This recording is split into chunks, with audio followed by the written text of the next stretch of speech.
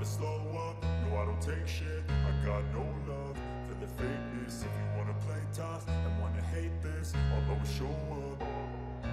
I don't ever slow up, no I don't take shit. I got no love for the fakeness. If you wanna play tough and wanna hate this, I'll always show up and make a statement. I don't ever slow up, no I don't take shit. I got no love for the fakeness. If you wanna play tough and wanna hate this, I'll always show up and make a statement. Everything. Marc Marquez, yang akan menjalani Q1 di Le Mans untuk pertama kalinya sejak balapan dengan Ducati, memperingatkan perasaan buruk yang dia rasakan sejak tes pagi, dan menyadari bahwa Sabtu ini dia hanya akan mengambil risiko jika setup motornya peningkatan. Pembalap Spanyol itu finish di urutan ke-13, 6/10 di belakang Jorge Martin, yang tercepat dalam debut ini di sirkuit Prancis, dan 4/10 dari pemotongan yang akan memberinya akses langsung ke eliminator terakhir yang akan menentukan 12 tempat pertama di grid. 2 minggu setelah memenangkan pole position pertamanya dan berdiri di podium untuk pertama kalinya dengan mengenakan terusan Gresini. Sensasi yang diberikan Desmosedici pada hari Jumat ini sangat bertolak belakang, dengan sensasi yang terjadi di Jerez yang memungkinkannya mempertaruhkan kemenangan bersama Pecco Bagnaia hingga putaran terakhir. Marc Marquez memiliki pekerjaan yang menumpuk untuk hari Sabtu. Jika dia gagal finish di antara dua teratas di Q1, itu akan membuatnya tidak bisa start, melampaui 4 baris pertama, baik di sprint, di sore hari, dan di tes panjang pada hari Minggu. Dan hal itu, dengan sedikitnya perbedaan dalam peloton, akan membuat pertarungan memperebutkan posisi podium menjadi mustahil. Kabar terburuknya adalah, posisi pebalap resmi kedua Ducati untuk 2 tahun ke depan dipertaruhkan, yang selain dia, Martin dan Enea Bastianini, ke-11, juga bersaing. Dengan siapa mereka akan saling berhadapan? Saya telah memperingatkan bahwa akan datang hari Jumat, di sirkuit manapun, di mana hal ini akan terjadi. Dan itu terjadi di Le Mans. Sejak awal saya tidak merasa nyaman, baik karena setup atau karena gaya mengemudi saya. Kami akan mencoba untuk bereaksi, kami akan menjalani Q1 itu, yang saya tidak terlalu suka, dengan gagasan untuk mengambil sedikit langkah, ringkas Marquez. Sangat penting untuk melaju ke Q2. Jika Anda ingin lolos ke sesuatu, untuk finish di 5 besar, penting untuk memulai di 3 baris pertama. Sementara itu, Maverick Vinales menyelesaikan hari Jumatnya dengan sangat gembira di Le Mans, dan tampak siap berjuang sekuat tenaga di sisa MotoGP GP Prancis. Maverick Vinales tiba di Le Mans dengan peringatan bahwa, di sirkuit di mana dia berhasil menang, dia yakin bahwa dia bisa melaju cepat.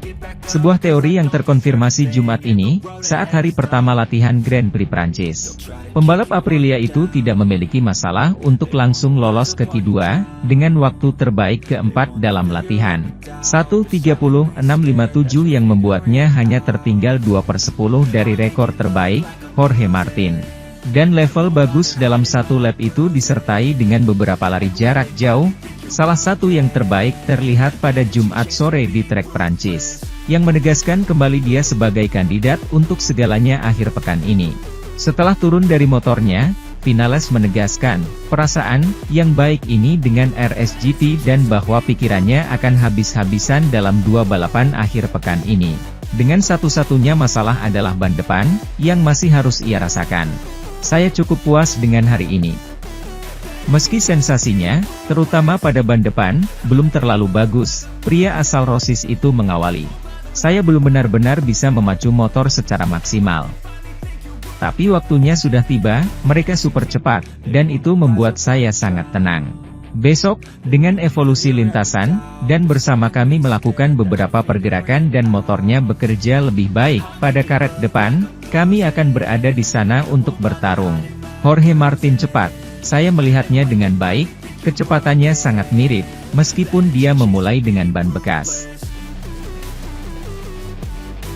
Marc Marquez mengakui Kamis ini bahwa ia bersedia meninggalkan Red Bull, sponsor paling setianya, jika hal itu memungkinkannya menjadi pebalap tim resmi Ducati tahun depan, yang memiliki hubungan global dengan Monster.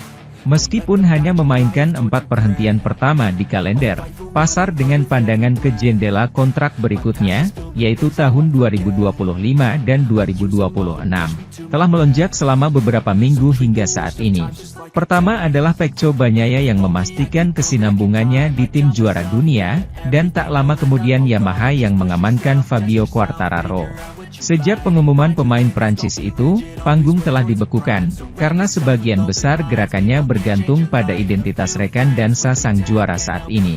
Selain Marquez, Jorge Martin dan Enea Bastianini, pemilik Desmosedici merah saat ini, juga menginginkan posisi itu. Namun, sepertinya semuanya sudah siap agar motor itu menjadi salah satu dari dua pembalap Spanyol tersebut. Martin, yang pada saat itu, 2022, adalah orang yang dibuang oleh merek Borgo Panigale. Ia memilih Bastianini. Tidak lagi tahu apa yang harus dilakukan untuk meyakinkan para eksekutif Bolognese. Sementara pilihan Marquez semakin bertambah setelah podium pertamanya dan pole pertamanya dengan Gresini, di Jerez 2 minggu lalu. Jika kita memperhitungkan bahwa Ducati bermaksud untuk mengambil keputusan selambat-lambatnya pada Grand Prix Italia, pada awal bulan depan, situasinya sangat ideal untuk Marquez, yang terasa semakin beradaptasi dan lebih baik dengan prototipenya. Saya membuat perubahan tahun lalu, dengan strategi yang jelas tentang apa yang saya cari.